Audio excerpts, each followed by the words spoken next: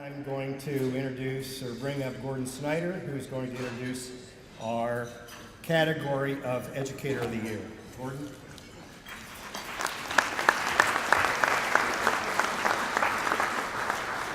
Okay, the HI-TEC Educator of the Year award recognizes a community college educator for outstanding contributions to advanced technological education. The nominees for this award must have had a demonstrated impact on technology education on both a local and national level. So this year there were several excellent nominees, and the decision was a difficult one, but as you know now, I guess, if you didn't know before, Mike Qaissaunee is this year's awardee. Many of you know Mike, I think. He's an associate professor of engineering and technology at Brookdale Community College, and he's the founding director of the Mid-Atlantic Institute for Telecommunications Technologies. He was, or is principal investigator of this project. Mike led the development and implementation of numerous courses related to wireless communications technologies. He's also co-principal investigator for the National Center for Information and Communications Technologies in Massachusetts, serving as a subject matter expert in wireless communication, and he leads our center's efforts in national dissemination. He's been involved with many projects around the United States, and in 2007 he was selected as the Global Wireless Education Consortium Wireless Educator of the Year. He's a national leader and an expert, and there's several people in this room that have referred to Mike as a rock star. I haven't referred to him as one yet. I don't usually use that term, but I think if I were to use it, I would definitely use it for Mike. Promoting the adoption of new technologies and approaches to teaching and learning, including blogs, audio and video podcasts, wikis, mobile computing, and educational gaming and simulation. He's done workshops, numerous workshops, keynote addresses in the areas of wireless security, iPhone programming, Web 2.0 based stuff, so he's great. Now there's a few other things I want to say that you may not know about Mike, and I think you'll find this very interesting. Mike's dad, Abdul, was the first person in his village in Afghanistan to go beyond elementary school. The U.S. Agency for International Development brought him to the United States in when he was in 11th grade in high school. He graduated with honors from the University of Wyoming, and he returned to Kabul, where he headed the technology department at the technical high school he had left only 2.5 years later. 3 years later, USAID brought him back to America, this is Mike's dad, to study highway engineering. And that's where he met Barbara. Mike's mom is here today, and sitting right next to Mike up front here. They met at the University of Illinois, where she was completing her master's degree, and his dad was completing his PhD. When he did complete his PhD, they moved back to Afghanistan, where his father began working at Kabul University, and he eventually became the Dean of Engineering at Kabul.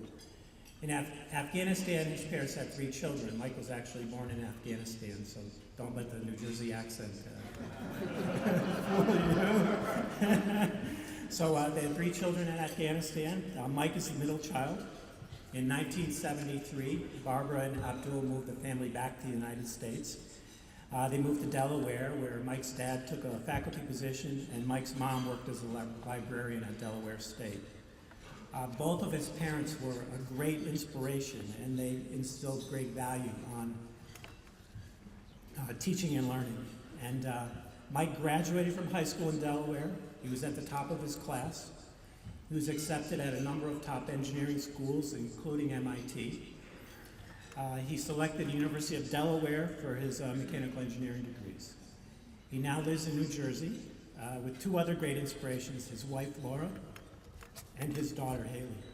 And I've had the honor of working with Mike, and I've known him for about 6 or 7 years now.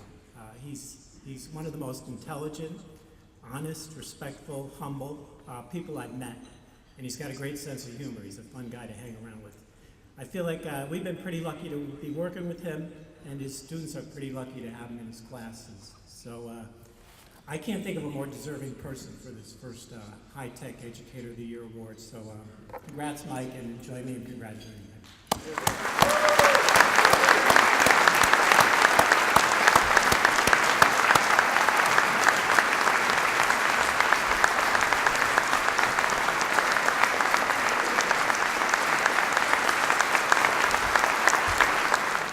First, I want to thank the whole ATE community and the HI-TEC conference for this award.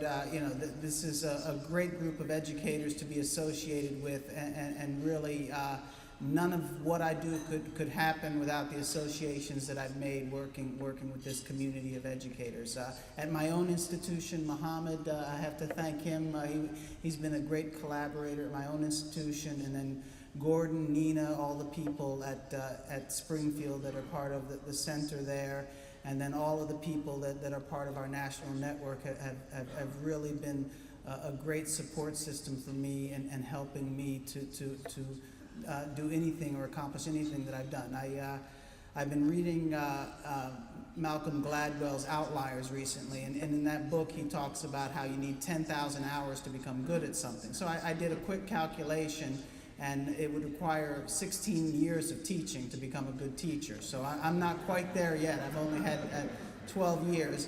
But I think that what this community of educators does is it allows someone like me to accelerate that timeline to all the associations, all the collaborations, everything that I've learned from this community has enabled me to become a better teacher faster than I could have otherwise, and I really I salute all of you for your contributions. And I'd like to thank my mom for coming, dedicated to my dad. I didn't know Gordon knew all that about me and my dad. I was surprised by that, but yeah, my dad was a great guy. At the time, when I would come home with a 98 on a math test, and he would say, "Well, why did you miss those 2 points?" Well,